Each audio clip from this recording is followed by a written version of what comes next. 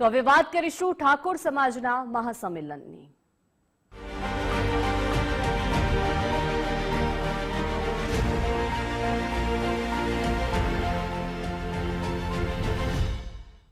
Studio on wheels સાથે ઠાકોર સમાજના મોટા સમાચાર મળી રહ્યા છે। સ્ટુડિયો ઓન વ્હીલ્સ પહોંચ્યું ઠાકોર સમાજના મહાસંમેલનમાં। ઉત્તર ગુજરાતમાં ઠાકોર સમાજના બંધારણમાં ધરમૂળથી ફેરફાર થશે।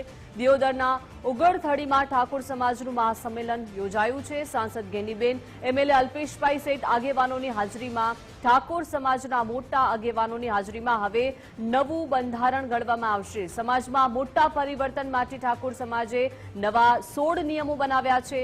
લગ્ન, મૈત્રી કરાર, ઉજવણી અને નશાખોરી રોકવા પણ નિયમો બનશે। સગાઈ અને જાન માટે વ્યક્તિઓની મર્યાદા નક્કી કરવામાં આવશે। કારોનો કાફલો, ડીજે સહિતની ભપકાદાર વસ્તુઓ પર હવે બેન લાગશે। મામેરામાં દાગીના પર પ્રતિબંધ, માત્ર હવે રોકડમાં ઓઢામણું થશે। અને રૂપિયો આ ત્રણ વસ્તુ સગાઈની અંદર લઈ જવાની રહેશે। બીજી કોઈ પણ પ્રકારની વસ્તુ લઈ જવાની રહેશે નહીં।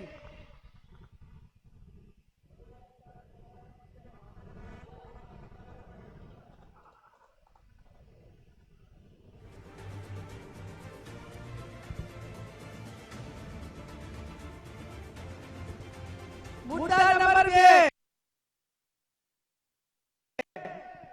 लग्न तारीखो नक्की કરવા બાબત ઘણા બધા સમાજો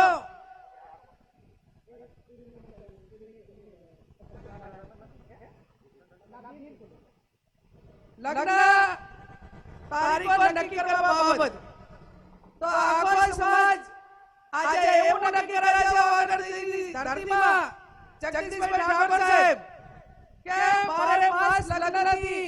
આજે પશુપાલનમાં, ખેતીવાડીમાં, ધંધા રોજગાર બધા કોરોના પે જાય છે અને સમય આવ્યો છે કે એક મિનિટ ઉપર દુનિયા ચાલે છે અને આપણને વર્ષોની મહિનાની કિંમત નથી આવે।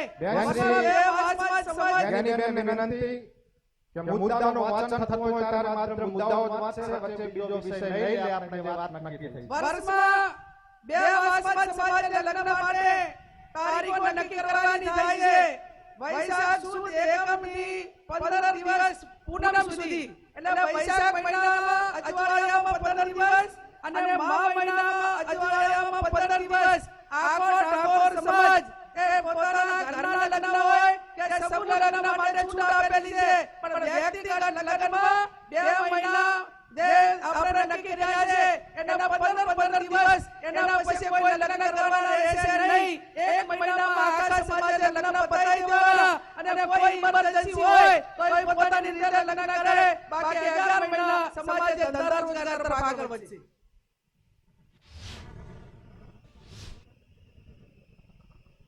મુદ્દા નંબર 3 સગાઈ કર્યા પછી લગ્ન કરવાના હોય ત્યારે લગ્ન મૂકવાની પ્રથા સદંતર બંધ કરવામાં આવે છે।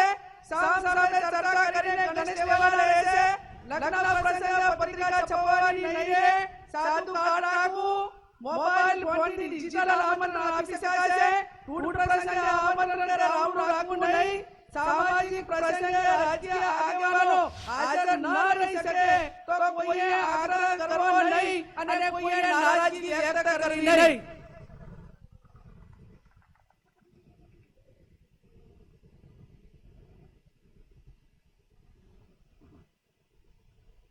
એના પછી જાન લઈ જવાના પ્રસંગે જાનમાં સનરો ગાડી લઈ જવી નહીં। જાનમાં 11 થી વધારે વાહનો લઈ જવા નહીં। જાનમાં ગાડીઓની લાઈન લગાવવી નહીં। જાનમાં મહિલાઓ અને પુરુષો કુલ મળીને 100 વ્યક્તિઓએ જવાનું રહેશે। જે 10 વર્ષની ઉંમરનું બાળક હશે તે વ્યક્તિ ગણાશે। જાનમાં વધુમાં વધુ 2 ઢોલ લઈ જવાના રહેશે અને જાનમાં શરણાઈ લઈ જવા માટેની છૂટ આપવામાં આવે છે। ડીજે કોઈ લઈ જવાના નથી।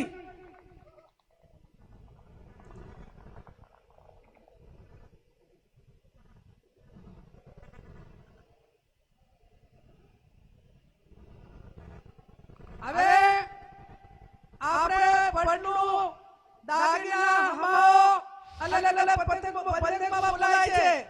વરરાજા હવે ગામ લઈ જવા બુટી મંગલસૂત્ર પગની જાજરી અને સાદી બંગડી લઈ જવાની રહેશે આ સિવાય અન્ય કોઈ દાગીના કોઈ પણ સંજોગોમાં લઈ જવાના રહેશે નહીં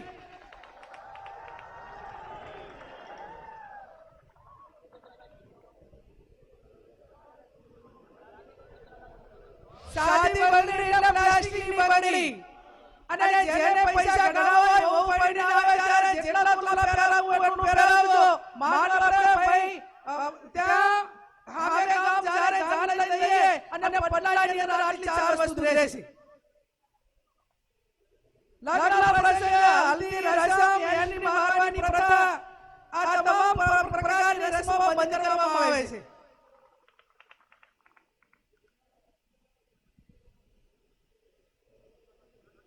જમણવારનો પ્રસંગ જમણવારમાં એક મીઠાઈ દાળ ભાત કઠોળ લીલી શાકભાજી રોટલી રોટલા પૂરી રાખવાની રહેશે આનાથી વધારે કોઈ પણ પ્રકારની આઈટમો લગ્ન પ્રસંગમાં બનાવવી નહીં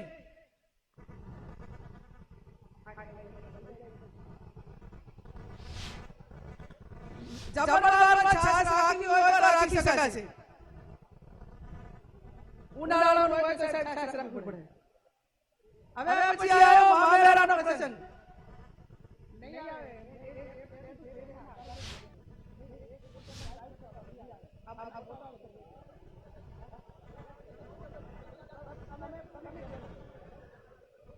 મુદ્દા નંબર 7 મામેરાનો પ્રસંગ મામેરામાં મહિલા અને પુરુષ સાથે વધુમાં વધુ 100 ની સંખ્યા લઈ જવાની રહેશે મામેરામાં વધુમાં વધુ તમામ પ્રકારના 11 વાહનો લઈ જવાના રહેશે મામેરામાં કપડાની ઓઢવણી પ્રથા સદંતર બંધ કરવામાં આવે છે તેની જગ્યાએ જે માંડવિયા હોય જે આપણા પ્રશ્નો હોય એ ઢાળા પ્રમાણે રોકડમાં ઓઢવણી કરવાનું રહેશે મામેરામાં ઓછામાં ઓછા એ 11,000 અને વધુમાં વધુ જે ઢાલમાં લેવાના એ 1,51,000 થી વધારે જાહેરમાં કોઈ રકમ મૂકી શકાશે નહીં મામેરા પ્રકારમાં તમામ પ્રકારના દાગીના લેવા લઈ જવાની પ્રથા બંધ કરવામાં આવે છે અને તમામ દાગીના લઈ જવા હોય તો યાદ તારે આવીએ અથવા તો પછી અઠવાડિયા પછી બાકી ઢાલમાં એ દિવસે આ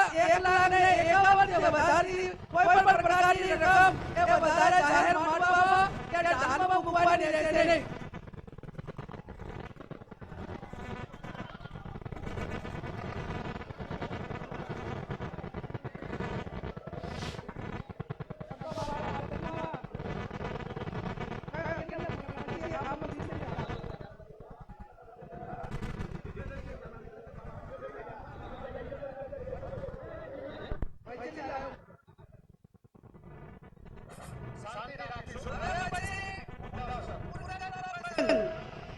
કે પુરુષાર્થમાં બારનું લોટો બેડું અને ફક્ત રસોડા છે આપવાના રહેશે ભેટમાં જે વાહનો આપવામાં આવે છે એ સદંતર બંધ કરવામાં આવે છે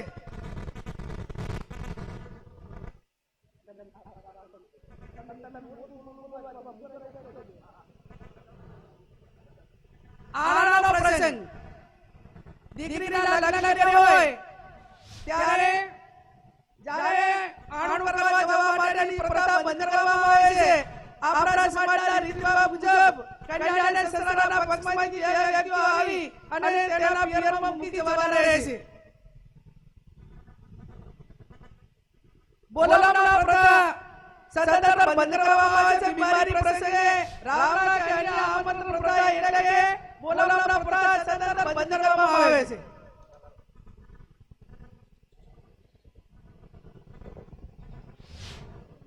મુદ્દા નંબર 11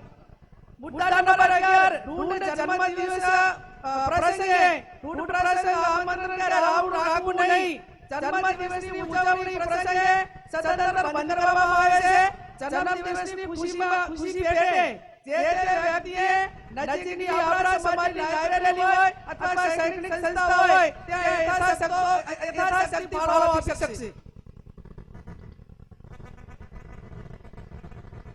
મુદ્દા નંબર છૂટાછેડા બાબત સગું કરતી વખતે બંને પક્ષોએ જોઈ વિચારી પક્ષોએ એકબીજાને દીકરા દીકરીને સામે જોયા પછી સગું નક્કી કરવું તેમ છતાં બંને પક્ષોએ કોઈ પણ પ્રકારનો મતભેદ ઉભો થાય તો ગામ કમિટી અને સમાજે સમાધાન માટે પ્રયત્ન કરવા છતાં સમાધાન ન થાય તો ગુણ દોષના ધોરણે નીચે પ્રમાણે વ્યવહાર કરવામાં આવે છે. સગાઈ માત્ર કરવી હોય તો એનો 51,000 રૂપિયા અને 50% એ પૈકીની રકમ એ શૈક્ષણિક સંસ્થામાં આપવાની રહેશે.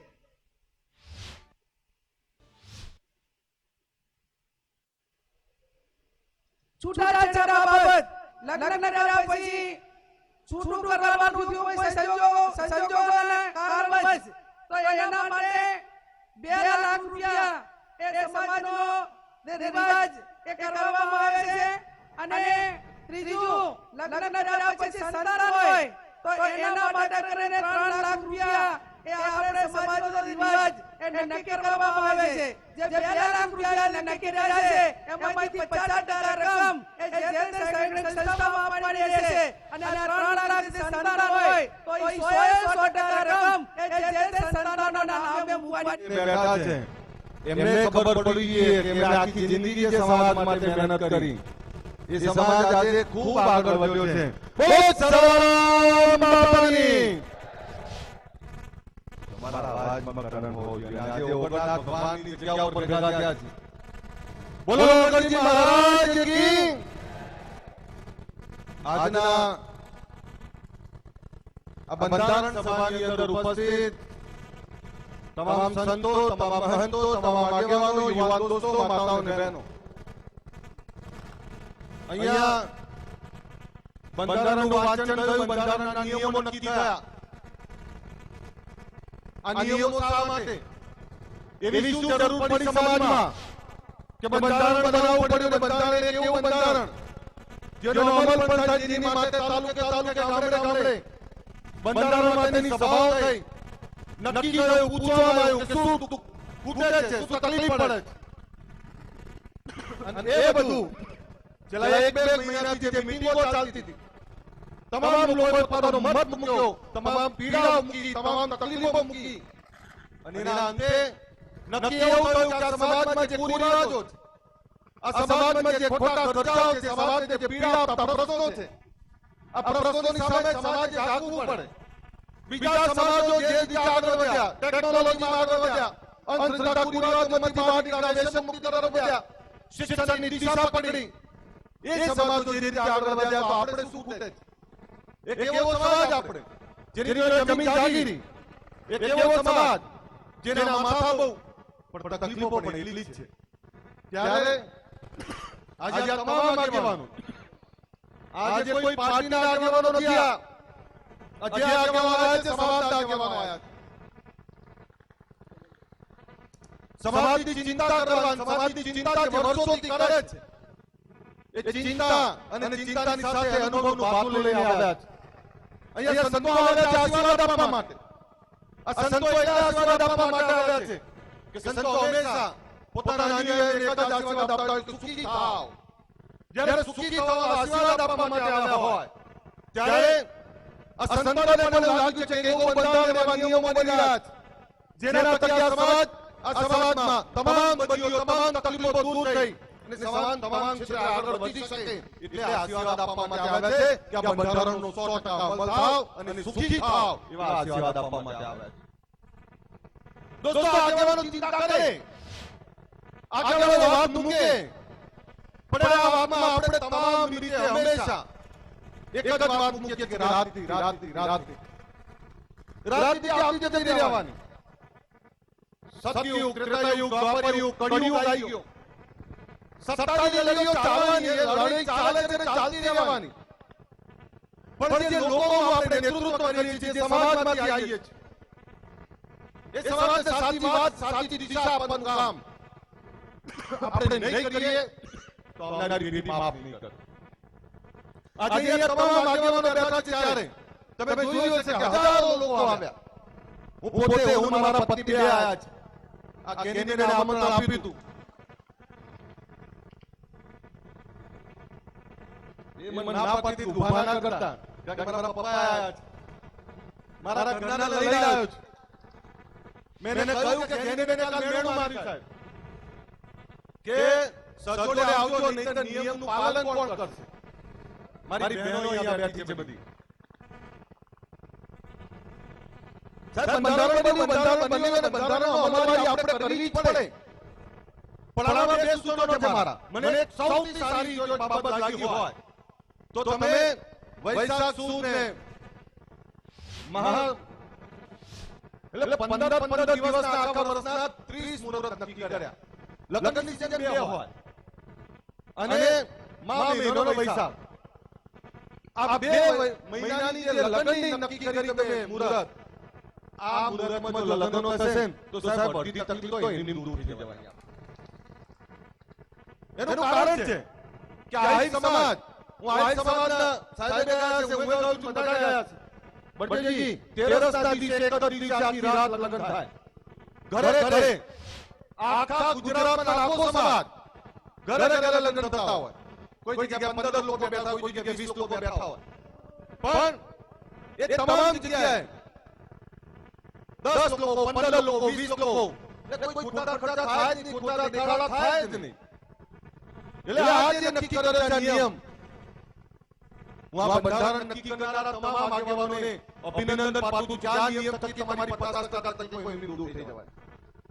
પણ આ બીજી વાત કરું, તમે 16 નિયમ બનાવ્યા. 17મું નોંધ લખી છે પણ 17મો નિયમ પણ બનાવો. આપણા બોલામણા બંધ કરો. આ બોલામણા એટલે શું મને ખબર પડે? આપણા ત્યાં કોઈ માથું પડે તો એના ઓછીના નીચે 10, 20 રૂપિયાની 50 રૂપિયાની નોટ મૂકવાનો રિવાજ કેમ? તો કે આને દવાખાનાનું બિલ ભરવામાં તકલીફ ના પડે. આ રિવાજ એના માટે કરેલો. પછી તો 10,000 રૂપિયાનું દવાખાનાનું બિલ, 2.5 લાખ રૂપિયા તો બોલામણા વાપરી નાખે. આ ના ચાલે. તમારે ખોટા ખર્ચામાં નીકળવું પડે બહાર. પણ આ બંધારણ બન્યું, સૌથી પહેલા સ્ટેજ વાળાને શપથ લેવડાવજો.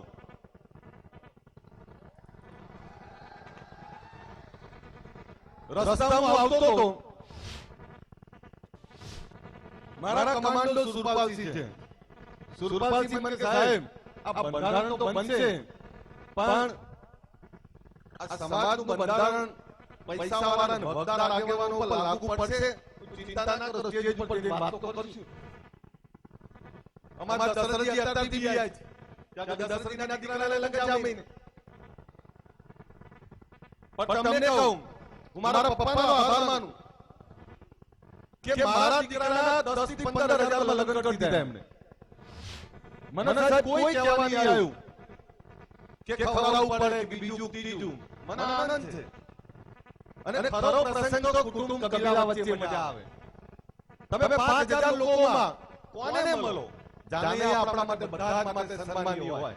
આપણા દીકરાના લગ્નમાં આવ્યા હોય તો આપણા માટે બધા માટે સન્માનીય છે. એટલે આ નિયમ જે બનાવ્યા છે, આ નિયમનું પાકી અમલવારી આપણે કરવી જ પડે. અને તો જ સમાજનો ઉત્થાન થાય. અને હમણાં મેં વાત કરી કે મેં સારારામ ધામની કે 10-11 વીઘા જગ્યા લઈ લો. ત્યારે તમે જુઓ કે આ સમાજના જે લોકોમાં તાકાત છે, જે લોકોને પૈસા છે, એવા લોકો બધા એક વીઘો જગ્યા આપવાની વાત કરી.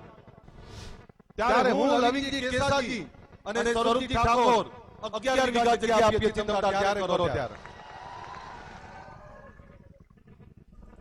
અને એથી આગળ બીજું કહેવા આવ્યો છું તો 26મી જાન્યુઆરી રાતના 3 વાગે બોલાયા છે મેં તમને. ખબર છે ને?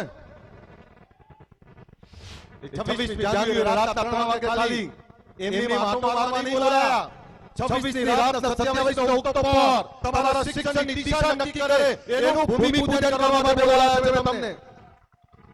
ગાંધીનગરમાં એક એવી સંસ્થા બને જે સંસ્થા થકી સમાજના દીકરા દીકરીઓ પણ ભણી શકે. હું સાહેબનો આભાર માનું. અહીં જગદીશજી ઠાકોર સાહેબ, બળદેવજી, મારા પપ્પા ગોડાજી ઠાકોર બધા બેઠા છે. શક્તિ વિદ્યાલયનો પાયો નાખ્યો એમણે. એની સાથે અહીંયા ચંદનજી બેઠા છે, એમણે પાટણમાં પણ પાયો નાખ્યો. હમણાં આપણી વચ્ચે બીજા આગેવાનો પણ ગયા. કેસાજી એ દિયોદરમાં જે સંસ્થા ચલાવે છે, આ કોઈ નાની વાત નથી. અહીંયા બાબરમાં જ્ઞાનીબેનને ચલાવે છે, હમણાં સ્વરૂપજીને મદદ કર્યું. અમારા લવિંગજી ઠાકોર રાધનપુરમાં ચલાવે.